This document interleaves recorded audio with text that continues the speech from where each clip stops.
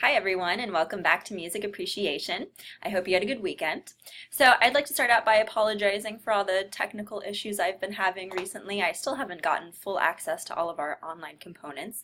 So I went ahead and made a YouTube channel where I'll be uploading these weekly lectures and creating a playlist for each week. So hopefully that should be pretty easy to navigate.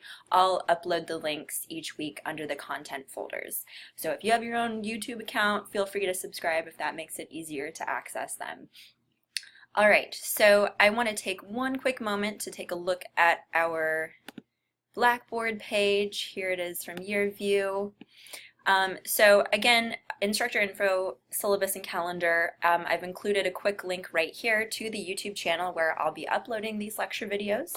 There's a link for instructions on accessing MyLab, and we're not really going to be using MyLab until Wednesday of next week after Labor Day, when we actually start getting into analyzing specific pieces of music.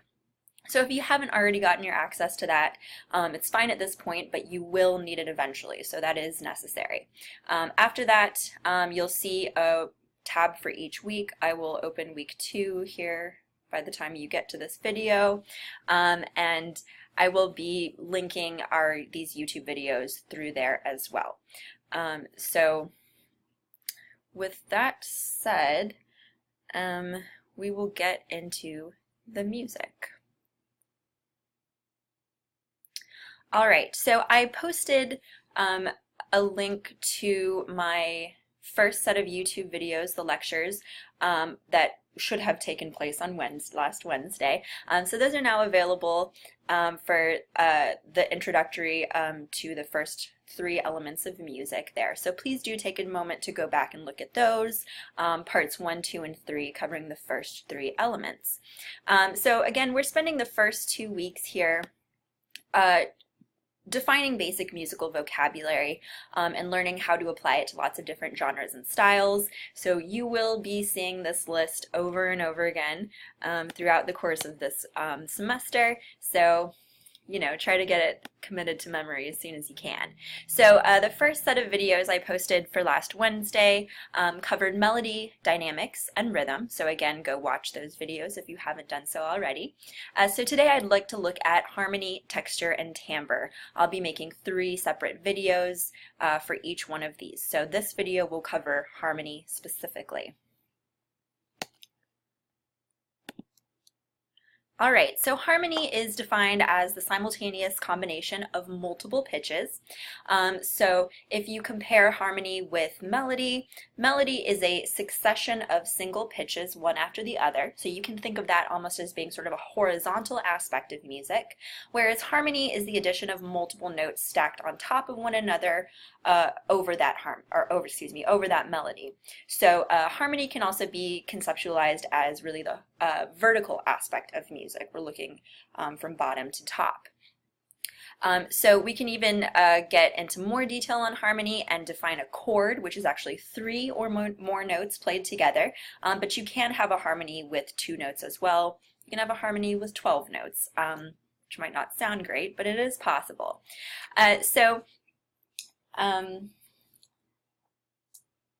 Grab my violin here. I'd like you to think a little bit about specific genres that involve harmony as one of its main components. I think you'll notice that pretty much the vast majority of music that you hear in your daily lives and that we'll study in this class do involve harmony. It's what makes music interesting and beautiful and rich, but it is possible to have a melody without a harmony. For example,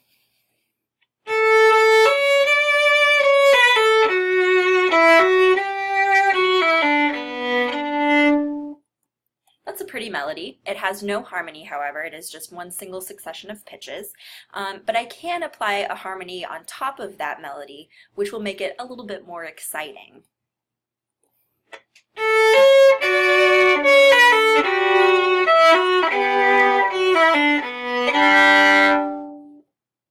That was my improvisation on a harmony. So you can see we can't have a melody without a harmony. So it is possible. I want to look at one quick example of a genre of music that relies quite heavily on harmony as being sort of one of its main aspects, and that is the genre of barbershop quartet. So I'm going to get rid of my face here. So a barbershop quartet involves, of course, 4 people. It's a quartet.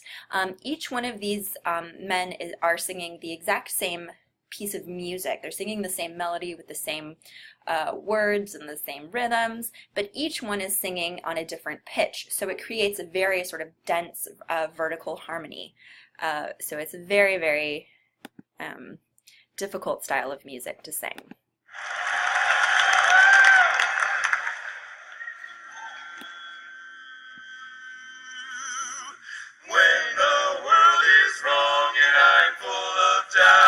I need a brother to help me out. Though the struggle never ends, I'm always gonna make it with my friends. What would you do if I sang out of tune? Would you stand up and walk out on me? Lend me your ears and I'll sing you a song, and I'll try not to sing out of key. Oh, I get by with a little help from my friends. I get high with a little help from my friends. Oh, I'm gonna try with a little help from my friends. My friends, I'm gonna try getting high. What do I do when my love is away? Doesn't worry, it'll be alone.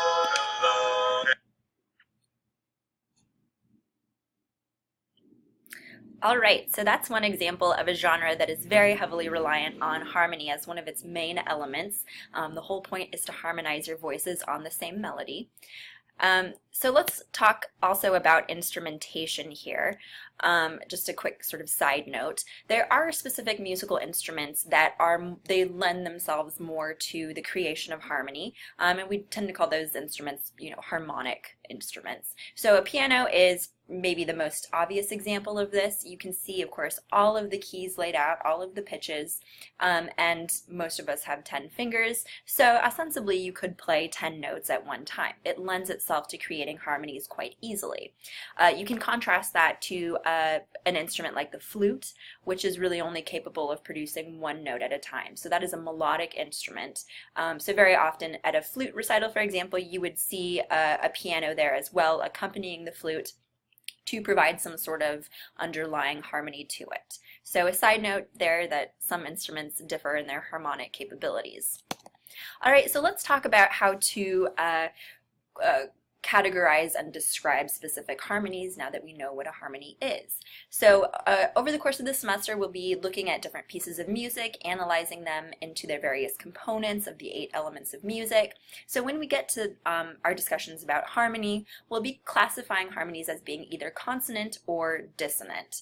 And so for lack of a better definition, consonance is a harmony that sounds good. It sounds pleasant, inoffensive, nice. It's easy to listen to. So an example of a consonant harmony.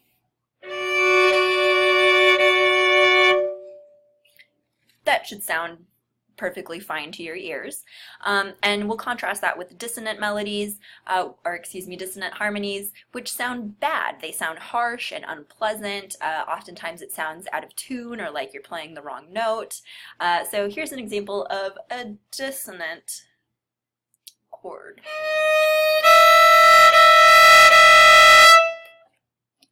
So that probably doesn't sound very pleasant to you, although it might make a good sound effect for a horror movie or something like that. And that is one genre of music where you'll hear quite a bit of dissonance.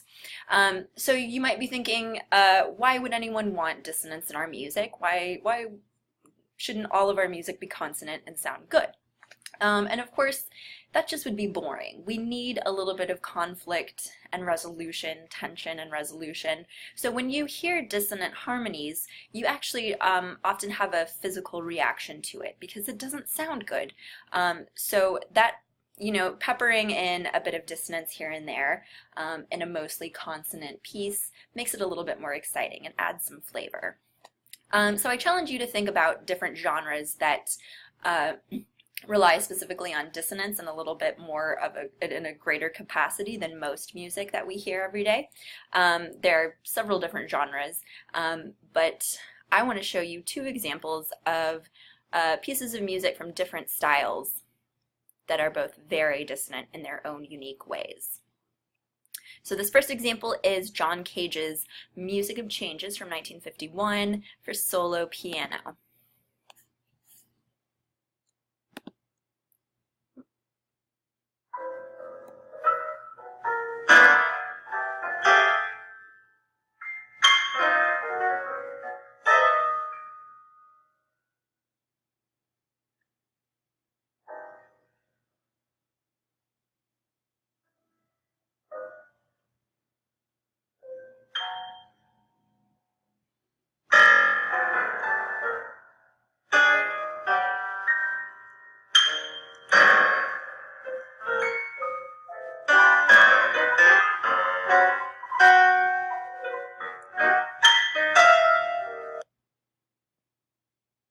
All right. So what did you think about that? Did you feel your body reacting in any sort of way? Did it sound unpleasant to you?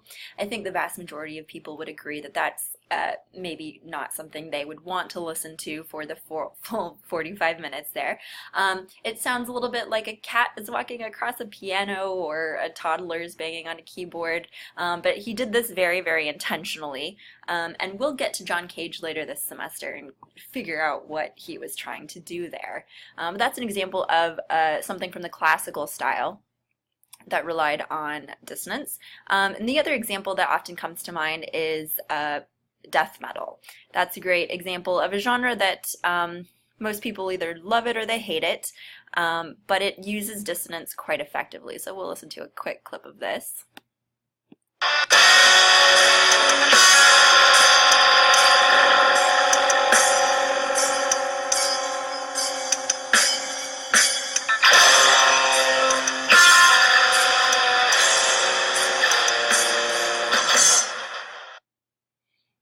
All right, very good.